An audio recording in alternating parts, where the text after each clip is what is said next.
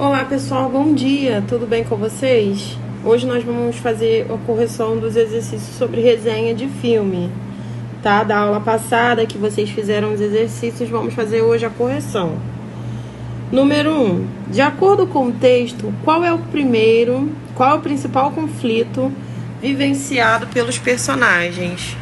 O primeiro conflito foi o sumiço do cão Floquinho, que leva toda a turminha em busca do cachorro até os limites da floresta.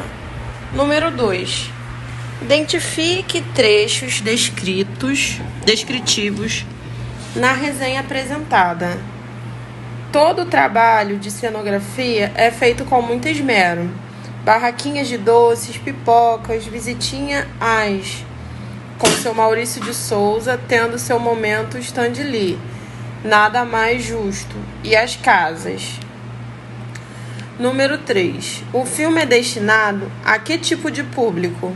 Retire do texto um trecho que comprove a sua resposta. Para o público infantil, é infantil sim, mas é mirado para esse público. Para os adultos, fica a nostalgia e a alegria de ver os personagens que tiveram e alguns ainda têm tanto apego na infância, ganharam as telas de modo tão respeitoso à obra. 4. É possível identificar a opinião do resenhista ao longo do texto? Sim, as crianças são ótimas. Conquistaram desde o seu início na CCXP e conquistam a cada cena em tela. 5. Explique a diferença entre resenha e resumo. O resumo ele traz síntese de uma obra na íntegra, sem posicionamento do autor. Como eu falei para vocês, na explicação da aula passada, sobre resumo e resenha. Tá? Então, o resumo ele traz a síntese da obra na íntegra, sem a opinião do autor. Já a resenha, além de sintetizar a obra, ele traz uma crítica sobre ela, traz o posicionamento do autor, que pode ser negativo, ou positivo. 6. O texto acima é uma resenha do filme Sonic. Com base nele, sintetize o assunto do filme e as informações sobre o personagem. O filme se baseia na franquia de jogos e conta a história de um ouriço azul mais famoso do mundo, que se une aos amigos para derrotar o Dr. Robotnik. 7. Em que parágrafo da resenha mostra o descontentamento do público em relação ao filme? Transcreva algum fragmento que comprove essa resposta. No 4º parágrafo, o autor traz o descontentamento do público em relação ao filme. Isso pode ser visto a trama em si é bastante clichê e desapontou alguns fãs por não se passar no mundo de Sonic e sim na Terra. 8. De acordo com a resenha, o que deixou o público desapontado em relação ao filme? O fato da história não se passar no mundo de origem do Sonic, mas sim na Terra. Da 9 em diante, eu vou deixar o gabarito das questões para vocês. Linguagem figurada.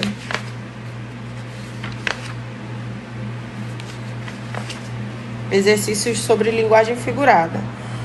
Número 1. Qual mensagem pode ser retirada do texto O Rei dos Animais, de Milor Fernandes?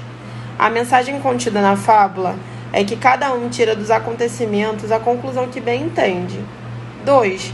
Assinale a alternativa em que ocorre zeugma ou elipse.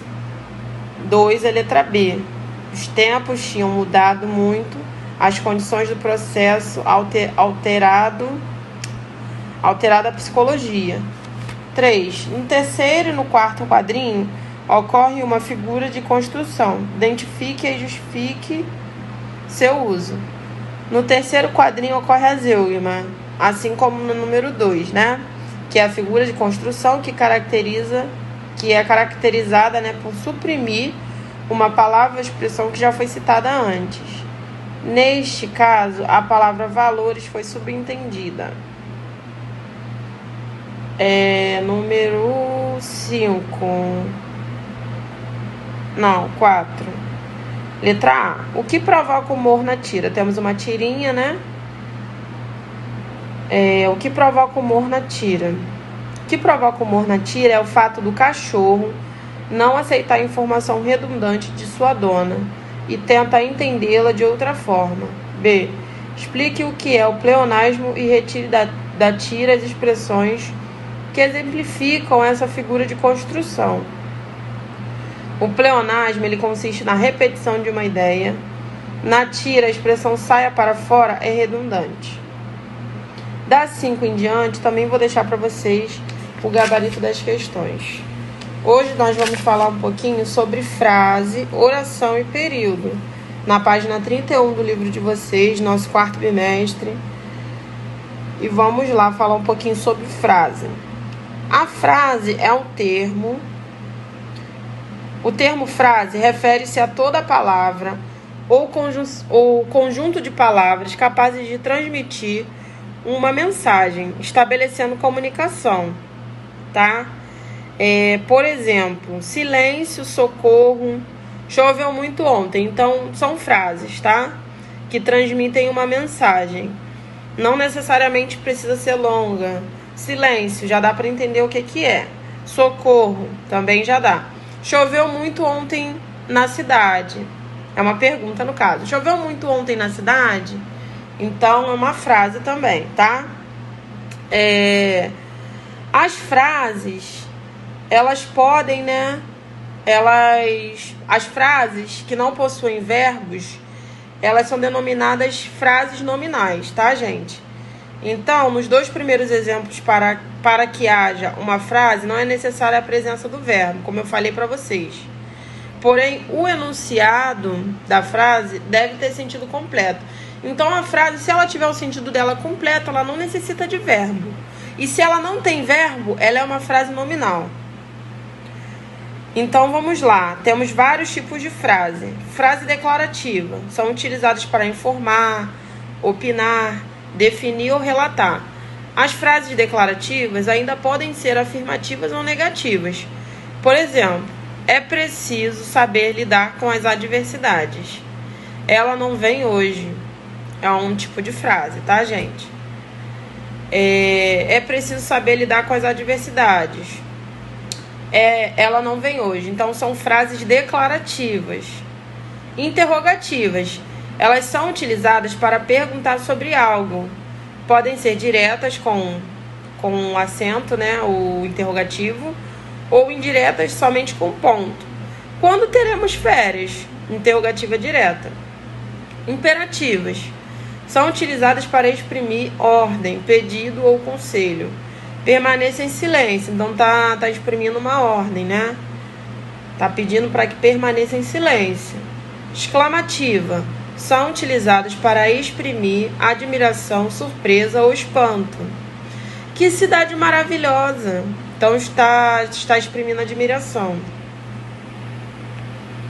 Optativas. São utilizadas para exprimir desejo. Por exemplo, Deus te acompanhe. Vamos falar um pouquinho agora sobre oração e período. A oração é a frase, o membro da frase que se organiza em torno de um verbo ou locução verbal, podendo ou não ter sentido completo, tá? Então, pode ou não ter sentido completo na oração. Por exemplo, faltou luz no meu bairro ontem. A verdade é que ela não desistiu da venda do imóvel. Então, essas 2 frases, elas têm sentido completo, tá? E nas 2 temos o verbo, tá? Então, na oração, a oração é a frase, né? Ou o membro da frase, que se organiza em torno de um verbo ou locução verbal. Então, na oração vai ter o verbo, tá? Só que pode ou não ter o sentido completo, mas o verbo vai ter. Classificação do período. Dependendo do número de orações que o compõem, o período pode ser simples ou composto. Período simples é formado por uma única oração, denominado oração absoluta. No período simples, há somente um verbo ou somente uma locução verbal. Então, no período simples, só vamos ter um verbo ou somente uma locução verbal, tá, gente? Por exemplo, a temperatura continua alta. Os termômetros estão marcando 35 graus. Temos duas orações, não é mesmo? Então, gente, vocês têm que prestar bem atenção nessa parte, tá? Do tema de vocês, do texto, porque para não ficar confundido. Faltou luz no meu bairro ontem. É somente uma oração. A chuva costuma causar grandes transtornos. Uma oração também. A verdade é uma oração, que ela desistiu da venda do imóvel. Outra oração. Então já temos duas orações nesse período, tá? A verdade é uma oração, que ela desistiu da venda do imóvel é uma outra oração, tá? Então fica desse jeito. Quando temos uma oração, temos um período simples, né? Quando temos duas orações, temos o período composto. Ainda vamos falar um pouquinho sobre isso. A temperatura continua alta. Os termômetros estão marcando 35 graus. Duas orações. Período composto por coordenação. No período composto por subordinação, as orações subordinadas apresentam uma relação de dependência sintática em relação à oração principal. Acreditamos que a nota do trabalho é justa. O período composto por coordenação é formado exclusivamente por orações coordenadas, isto é, orações sintaticamente independentes. Então, pessoal, as orações coordenadas, elas são orações independentes, tá? Elas não precisam, somente elas já têm o seu sentido por si só completo. Ela acordou cedo, já tem seu sentido completo, tá? E foi à academia. Então, esse E aí, que no caso é a nossa conjunção, ela tá ligando uma oração à outra. Temos duas orações. Ela acordou cedo e foi à academia. Mas elas por si só, elas já têm seu sentido completo. As orações podem vir ou não introduzidas por conjunções coordenativas, que vocês vão ver agora. Vamos falar um pouquinho sobre as conjunções coordenativas.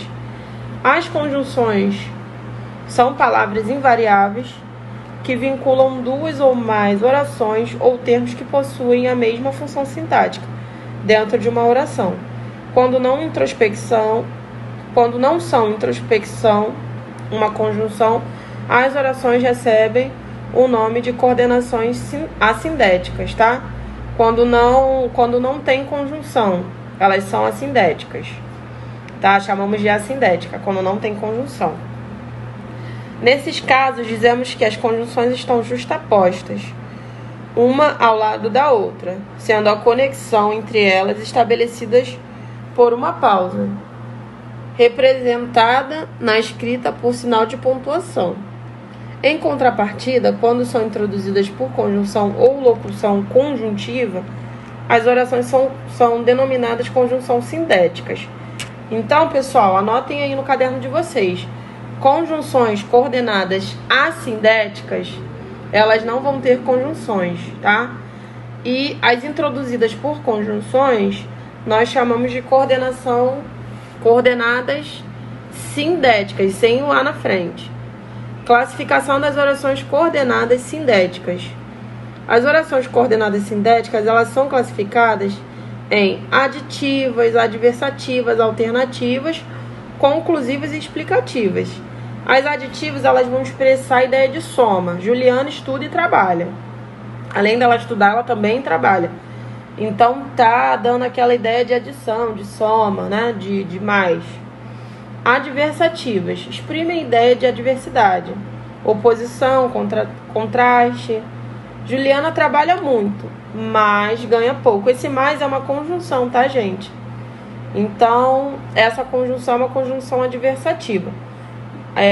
No livro de vocês tem a relação das conjunções também. Depois deem uma olhadinha lá. Alternativa. Exprimem a ideia de alternância, escolha. Importante, haverá alternância quando a ocorrência